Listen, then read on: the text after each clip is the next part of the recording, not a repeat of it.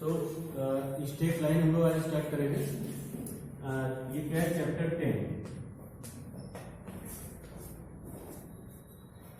तो straight line क्या is a part of coordinate geometry.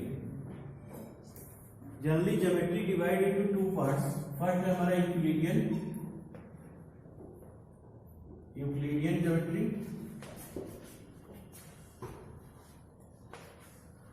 And second है हमारा कोऑर्डिनेट ज्योमेट्री।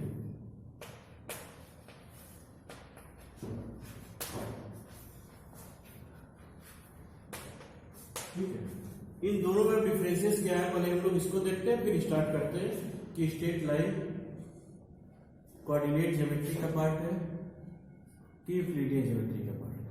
तो जनरली यूक्लिडियन ज्योमेट्री में हम लोग क्लास 9, 10th में कुछ theorems, axioms and some questions based on that theorem and axioms हम लोगों ने सॉल्व किया था।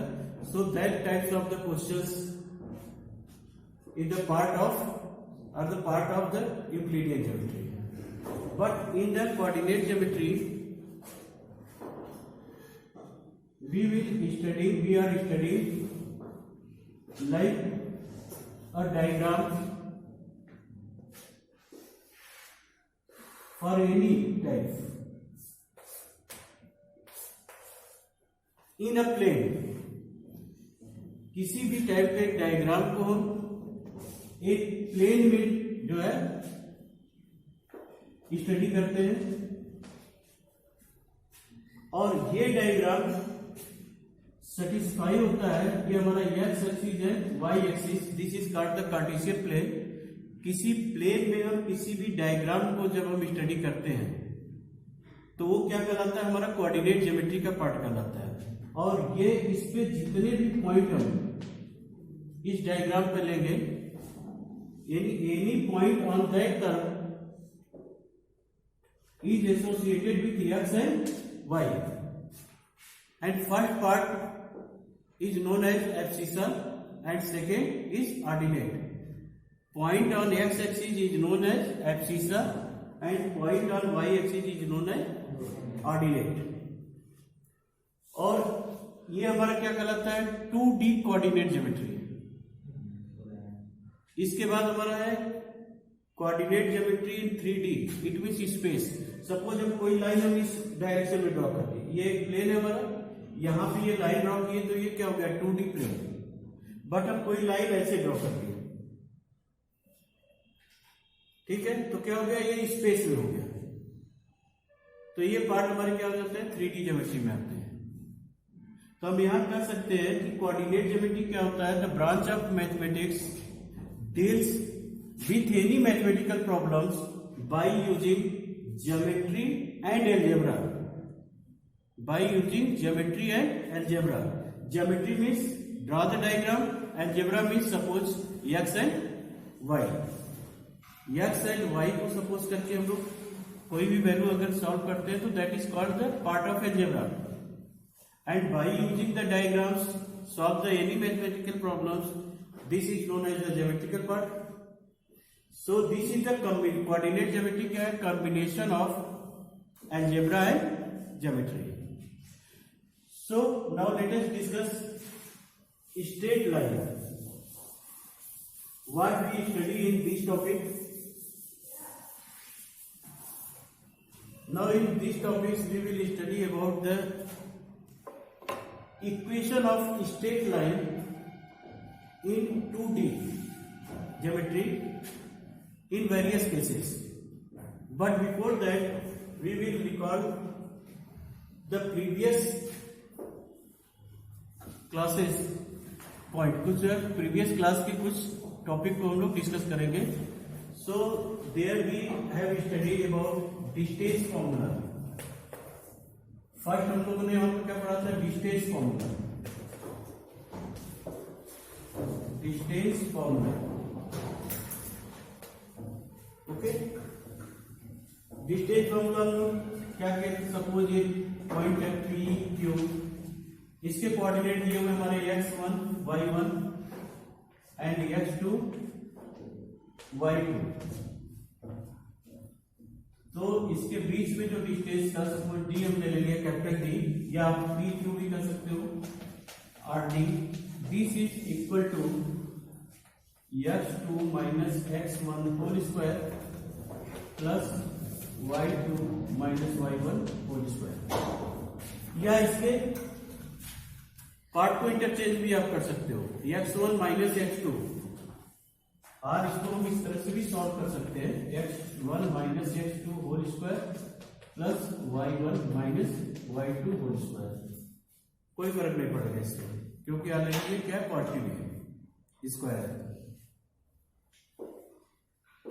तो ये तो फॉर्मूला रहा, बट फॉर्मूला भूल ना जाए इसके लिए थोड़ा सा डेरिवेशंस को भी हम लोग देख लेते हैं कि आखिर ये आया कैसे होगा।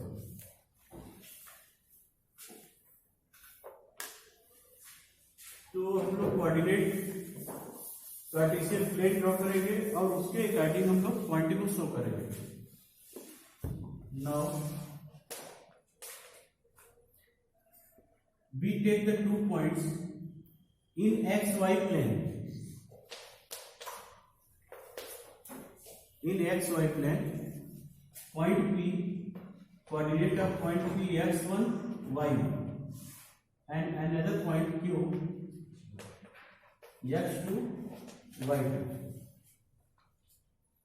तो देखिए यहां से अगर हम परपेंडिकुलर यहां से x एक्सिस पे लाइन ड्रॉ कर देते हैं तो ये क्या होगा, यहां से यहां तक यह होगा x1 और ये पार्ट हमारा क्या है y1, तभी तो इसका कोऑर्डिनेट x1 है, y1 होगा।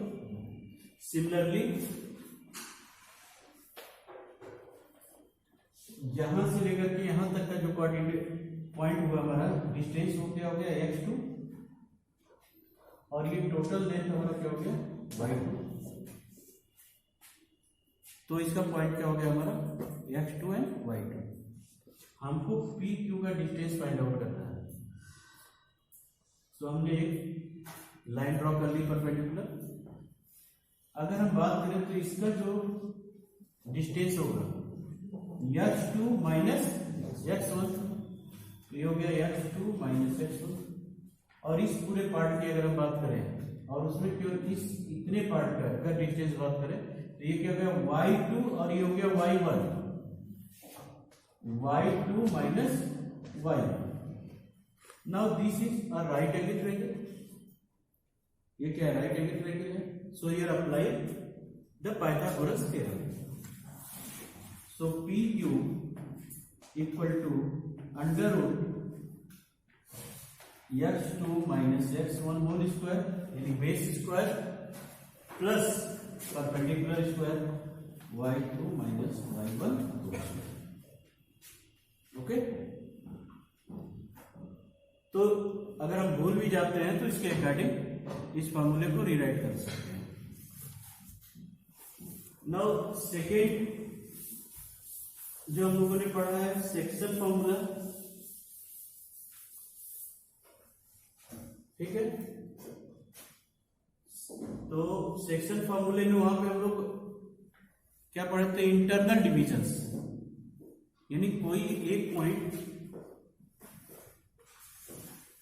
कोई लाइन है जो 2 पॉइंट से पास हो रही है बी, अनदर पॉइंट पी क्या होगा, इसको इंटरनली डिवाइड कर रहा है। तो इसका कोऑर्डिनेट या रेशियोज जो भी फाइंड आउट करना था तो वो करते थे। लेकिन उससे पहले हम लोग, क्योंकि इसमें हम लोग 2 पॉइंट पढ़ेंगे 10th से रिलेटेड जो था, एंड नेक्स्ट हम लोग क्या रीड करेंगे जो अभी हम लोग 11th में स्टडी करेंगे, यानी इंटरनल एंड एक्सटर्नल बोथ। तो उससे पहले हम लोग क्लास 10th के कुछ फॉर्मूले और रिवाइज कर लेते हैं। Area of triangle, area of triangle ये हमारा क्या होता था, 1/2 modulus x1 y2 minus y3 plus x2 y3 minus y1 plus x3 y1 minus y2। Okay, if the 3 points are collinear, so area of the triangles will be 0। ये हम लोग area of the triangle से उसको find out करते थे collinear के conditions को। और एक क्या था डिस्टेंस फॉर्मूले से, अगर कोई point A B C collinear है तो अकॉर्डिंग टू डिस्टेंस फॉर्मूला क्या करते थे हम लोग, A B plus B C equal to A C. अगर ये हो जाता था तो हम लोग क्या करते थे, ये क्या हो गया, तीनों पॉइंट कोलिनियर होते हैं। अदरवाइज ट्रायंगल से हम लोगों को ज्यादा इजी होता था, क्योंकि 0 आ जाता था तो हम लोग कह देते थे कि क्या है वो कोलिनियर है। अब बात आती है सर इसको प्रूफ कैसे करें इस ट्रायंगल ना, हम फिर जस्ट हिंट देंगे आपको।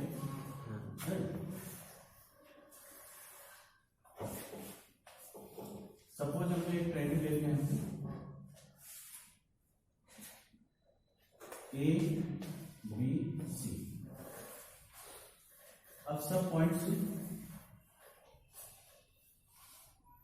यहां पे परपेंडिकुलर रख रहा हूं, मतलब देखो सब ट्रेपेजियम बन गए। एक ट्रेपेजियम हमारा यहाँ हो गया ना, ये फर्स्ट, एक यहां से बना और ये थोड़ा और, ये मत सोचना कि इसके पैरेलल है ना। इसका coordinate x1 y1 x2 y2 x3 y3, ठीक है। अब हम इस ट्रेपेजियम की बात करते हैं, ठीक है। ये ट्रेपेजियम की अगर हम बात करें तो ये यहां से यहां तक ना, अगर हम यहां से यहां तक लें तो यहां पे पॉइंट ए ले लेते हैं ना, ज्यादा बेटर होगा। ए बी सी या ए बी सी, इसलिए कि हमेशा हम लोग x1 को छोटा और x2 को बड़ा दिखाए हैं। ये हो गया x1 y1 और ये हो जाएगा x2 y2। तो अगर हम ये पॉइंट अगर लें तो क्या हो जाएगा हमारा, x2 minus x1 x2 minus x1।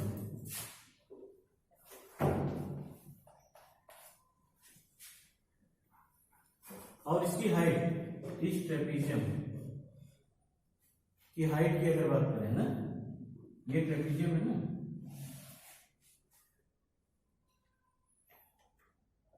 तो यहां पे अगर हम हाइट की बात करते हैं तो इसकी हाइट कितनी हो जाएगी, x2 माइनस, ये हाइट हो जाएगी। और उसके बाद सम ऑफ द पैरेलल साइड्स, इसीलिए इसको निकालना है x2 माइनस x1। अगर आप वैसे भी ले लो कोई फर्क नहीं पड़ेगा, आप यहाँ पे से ए बी सी ले लो तो भी कोई फर्क नहीं पड़ता। तो इसका मतलब अगर हम बात करें तो area of A B C, area of A B C क्या हो जाएगा, area of A B M N P मान लेते हैं। तो area of A B M N, area of the trapezium A B M N, area of A B M N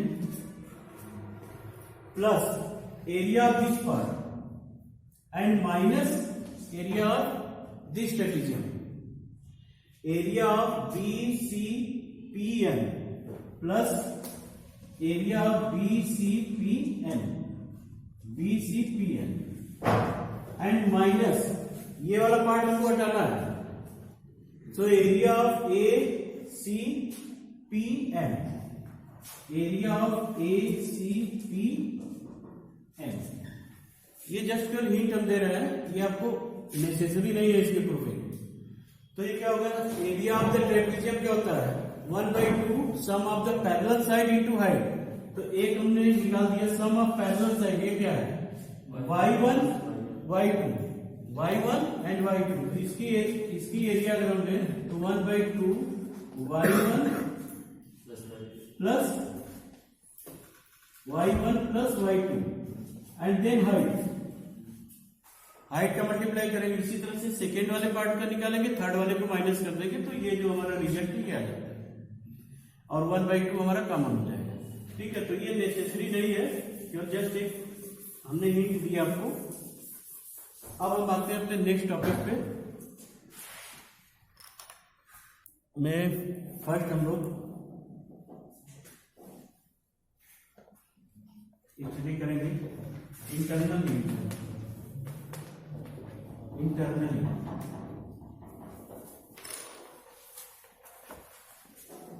ठीक है, internally अगर डिवाइड होता है कोई भी दो पॉइंट किसी थर्ड पॉइंट से, तो सेक्शन फॉर्मूला हमारे क्या होते हैं। मान लीजिए हमारा यहाँ पे ए हो गया, बी हो गया, ए एंड बी, और ये point P, x1 y1 x2 y2, और इसका पॉइंट हमने ले लिया एच एंड के, रेशियो क्या होगा, m/n के रेशियो है, m/n का ratio.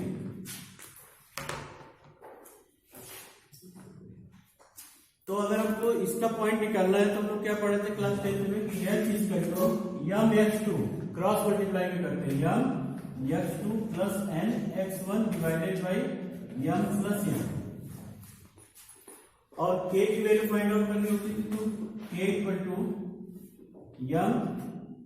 m(y2) plus n y1 divided by m plus n। एक चीज यहां पे ध्यान दीजिएगा, जो रेशियो है हमारा a P divided by B P equal to m/n। ये मोस्ट इंपॉर्टेंट पार्ट है, क्योंकि एक्सटर्नली जब हम डिवाइड करेंगे तो हमारा रेशियो यही होना चाहिए। ठीक है, तो एक्सटर्नली डिवीजन हम लोग देखते हैं।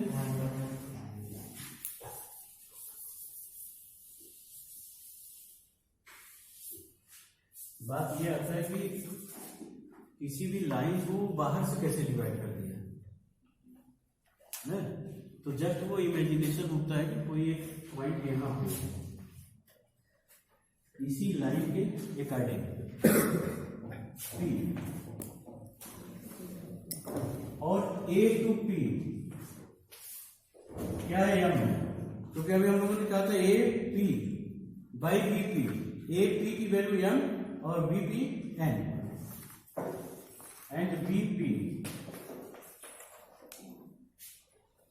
तो ये हो गया हमारा एच एंड पी। जस्ट जो फॉर्मूले को याद रखिए एक्सटर्नल,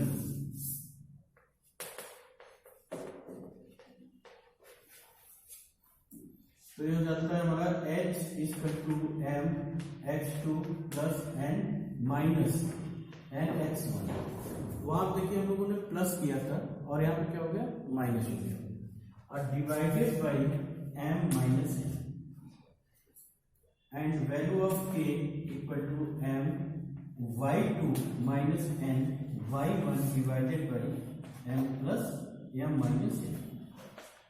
तो इंटरनली अगर डिवीजन करा तो हम ये फॉर्मूला यूज करेंगे। ठीक है, राइट आउट कर। Okay, slope of straight line, किसी भी लाइन का हम लोग स्लोप कैसे फाइंड आउट करेंगे। सपोज हमने ये लाइन ले ली, लाइन ये है, इसका स्लोप कितना है, तो जनरली ये होता है positive direction of x axis से जो एंगल फॉर्म करते हैं उसका tangent of the positive inclination of the positive direction of x axis, और ये क्या होता है, इंक्लिनेशन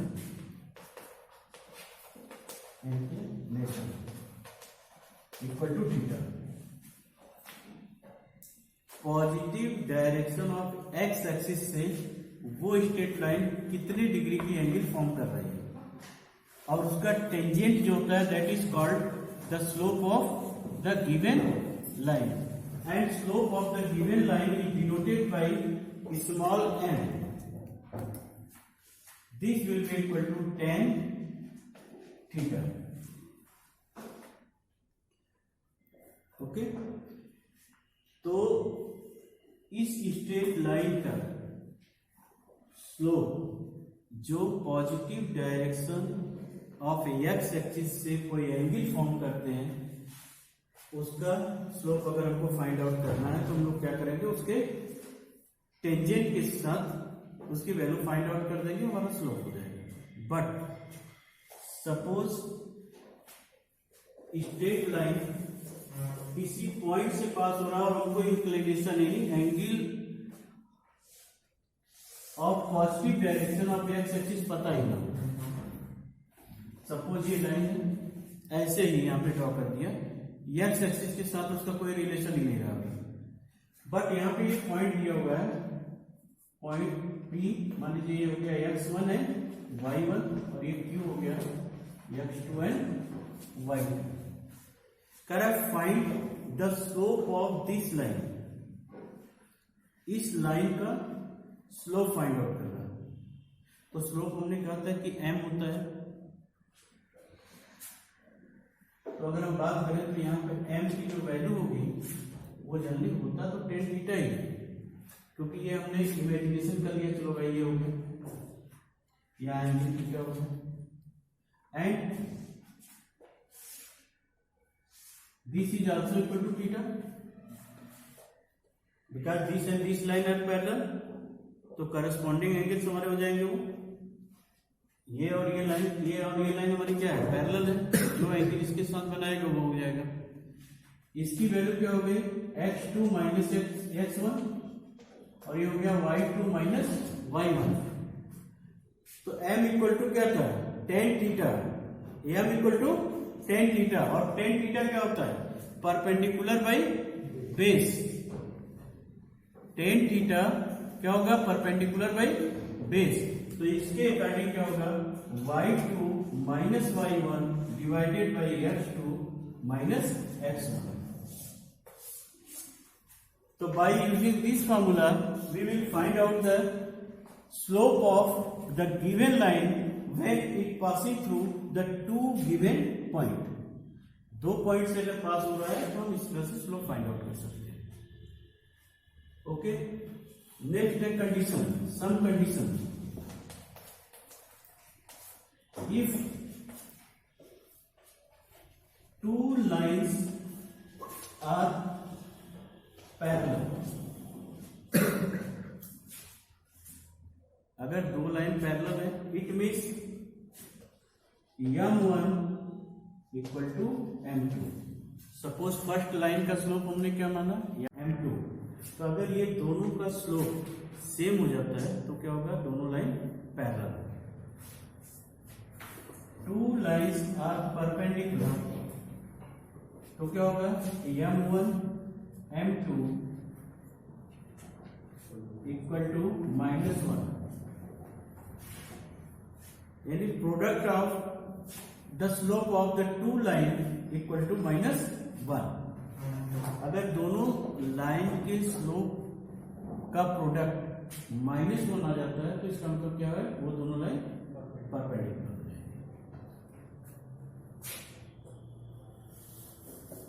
तो ये जनरली हम लोग जो भी बना रहे हैं एक तरह से अपने स्ट्रेट लाइन को फॉर्म करने के लिए, इक्वेशन ऑफ स्ट्रेट लाइन को फॉर्म करने के लिए बेस तैयार कर रहे हैं ना.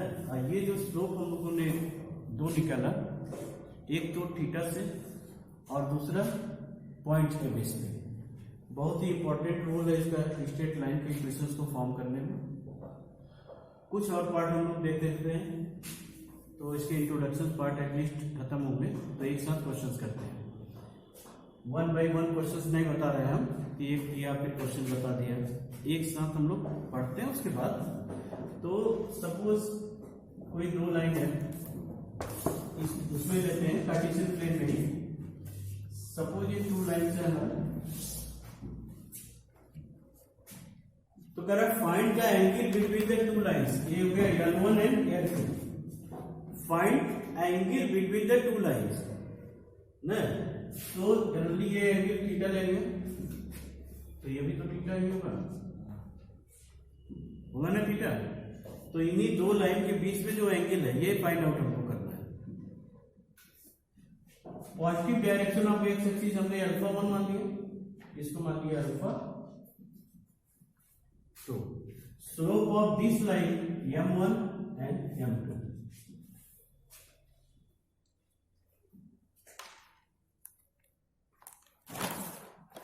ओके, तो इस ट्रायंगल को थोड़ा ऑब्जर्व करो आप, A B C. Now alpha 2 is the exterior angle of the triangle A B C. Alpha 2 क्या है? एक्सटीरियर एंगल है इस ट्रायंगल का। तो according to exterior angle property alpha 2 is equal to theta plus alpha 1 and alpha 1 को इधर कर लेते हैं, तो alpha 2 minus alpha 1 this is equal to theta. हमको स्लोप के फॉर्म में इसकी वैल्यू निकालनी है, किसकी? tan थीटा या थीटा की। ये जो एंगल है हमको tan के फॉर्म में कन्वर्ट, यानी स्लोप के फॉर्म में कन्वर्ट करना है। तो टेकिंग tan बोथ साइड, तो हो गया tan theta equal to tan, अब ट्रिग्नोमेट्रिक यूज होने वाला है, tan a minus B, tan theta equal to tan alpha 2 minus tan alpha 1 divided by 1 plus tan alpha 2 and tan, इसको हटा दें, tan अल्फा 1। फाइनली हमारा क्या हो गया? tan थीटा इक्वल टू, ठीक है। और ये क्या होते हैं हमारे, क्योंकि हम लेते क्या है? Positive direction of x axis, positive direction of x axis. तो ये हो गया हमारा मॉडुलस, यहाँ पे वैल्यू पुट करो, m2 minus m1 divided by 1 plus m1। Alpha 1 की वैल्यू मैंने पहले लिख दी है। Okay,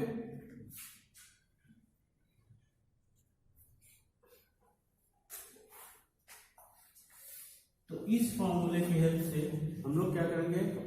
angle between the two lines, find the angle between the two lines. अब यहाँ अगर चेक करो, देखो अगर सपोज ये पैरेलल होते दो लाइन तो ये 0 हो जाता। अगर ये पैरेलल होते हैं, if the two lines are parallel so theta will be 0। तो tan थीटा, tan 0 की वैल्यू क्या होती है? 0।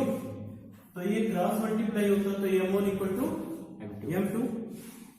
और सपोज ये 90 डिग्री होता है, 90 डिग्री मतलब not defined, not defined means क्या होता है? 1/0, 1/0। तो इसकी वैल्यू क्या होती है? m2 minus m1 divided by 1 plus m1 m2। तो अगर हम क्रॉस मल्टीप्लाई करते हैं तो देखिए ये तो 0 हो जाता है।